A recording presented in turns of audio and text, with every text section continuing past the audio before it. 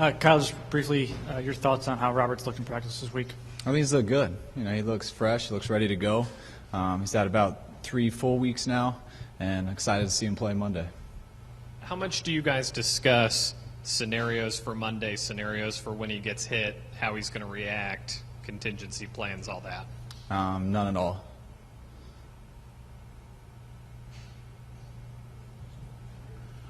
With Trent, I know he was kind of banged up with that wrist injury. What is your level of confidence in him that he'll be able to go out there and play? I'm very confident in Trent. I don't think he'll miss a beat. He can't. He's gone out there. He was taped up throughout training camp, but he's played in a couple games without it. I think he's been solid with it, and I don't think he'll miss anything there on Monday. He made the Pro Bowl last year, but what's next for him as he continues his development? What kind of things do you want to see out of him that would kind of signal that he's grown and become an elite left tackle? Just to continue getting better. I say it to you guys all the time, for all of us, you get better or worse. And Trent did get better last year, and I hope he continues that way. He's still got a lot of room to grow. He's extremely talented.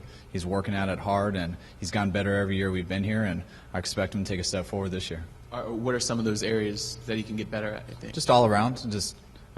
Everybody can get better. I don't know many people have played a perfect game, so I'll say everybody can get better until I see a perfect game.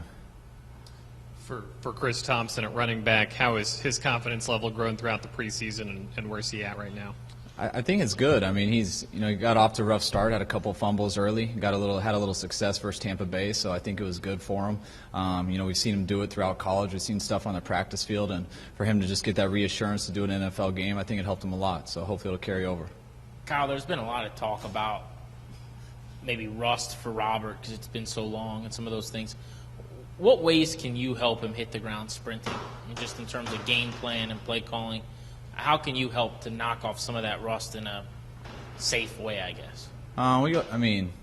You always hope you can call a perfect play and make it easy on guys. That's what our job is to do, and that's what you're always trying to do. So, the more open you can help people get, the more open guys can get on their own, the easier a quarterback's decisions are, and the less perfect he's got to be. But rarely is any game perfect, and that's why there's a lot of responsibility on the quarterback. And when it's not perfect, he's got to progress, and if no one's there, he's got to tuck it away and run. But in terms of just play calling, like going back to week 1 last year when there was so much expected of him, there's a lot of screens early in that game. Is there a way to kind of indoctrinate a guy with some plays where you can, take some of the pressure off of him? Yeah, I think, if you know that you can get easy completions and stuff and then not be a problem, you're going to do that in almost every game because it's a high reward with little risk. But, I think that was just a coincidence in that first game that, the defense was allowing us to do that. There were some pressures they had and stuff that made it really easy to throw some of those quick passes, and it all depends what the defense is doing. If they're going to give it to you, and then you take it because there's no risk in that stuff. But it's not a good play when it's not there. There's nowhere else to go with the ball. It's always a one-man show.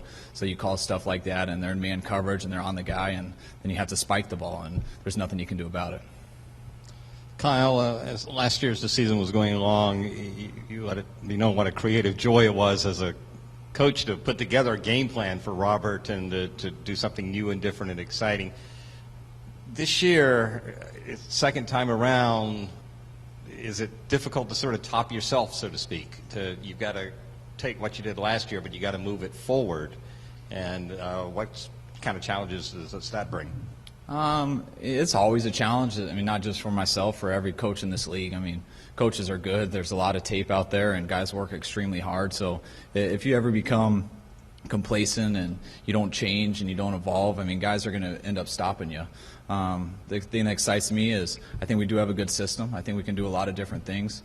I think our players are capable of succeeding in a lot of different ways, and you really don't have to force much when you have a big system and you got the players that are capable of doing it all. You really just got to wait to see what they do on Sunday, or in this case Monday. And when you see coverages and you kind of get a feel for what their game plan is, then it's our job as coaches to go the direction that we always have in and just hope we can execute it.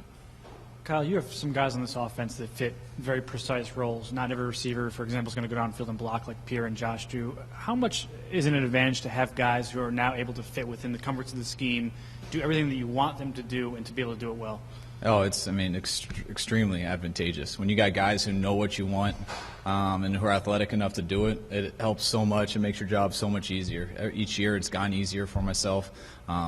that's what it was real easy thing for me when I was in Houston, just being a receiver coach there, then a quarterback coach, and then a coordinator, and always having the same group of guys that they knew what you wanted, they knew the techniques that you wanted, and there's not much difference in a lot of teams in the NFL as far as talent. I mean, some are a little more than others, and there's not a lot of difference in the plays that people run, but it comes down to technique, and every play matters. I mean, just 3 plays in the game can change a whole game by a few touchdowns, and when it comes down to those plays, it's about the little details, and the more you got the same group of guys, the more consistent you are, and that keeps you moving the chains.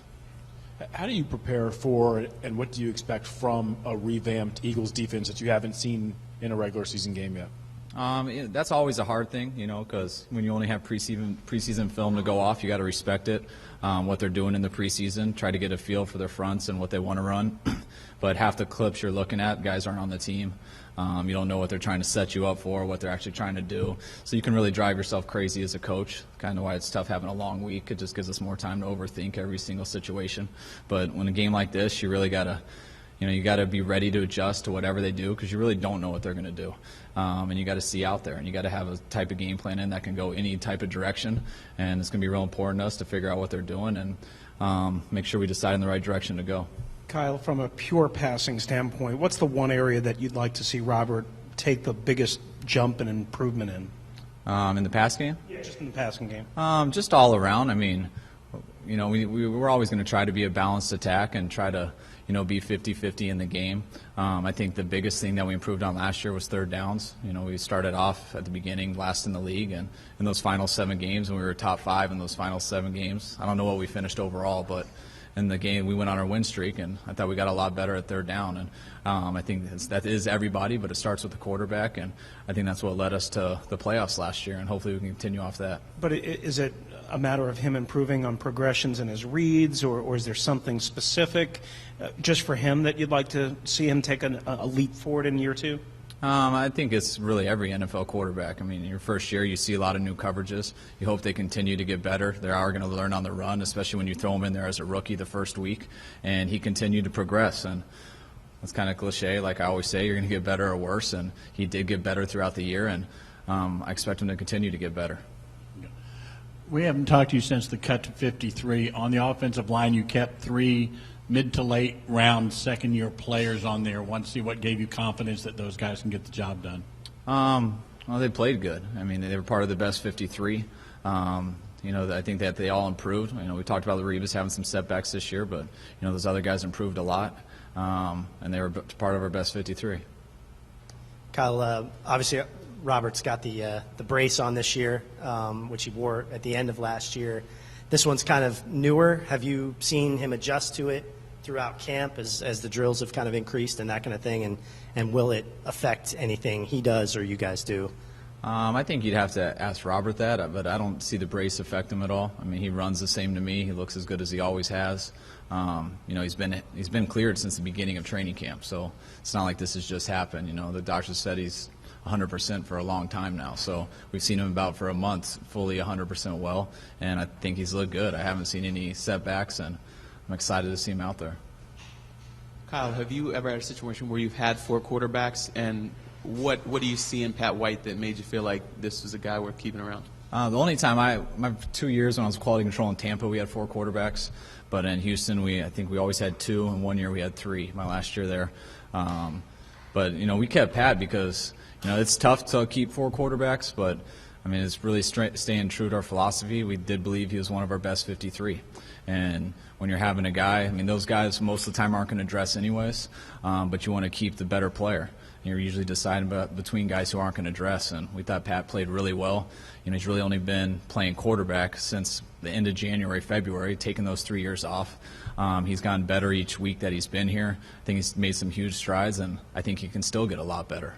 You always would love a guy like that on practice squad.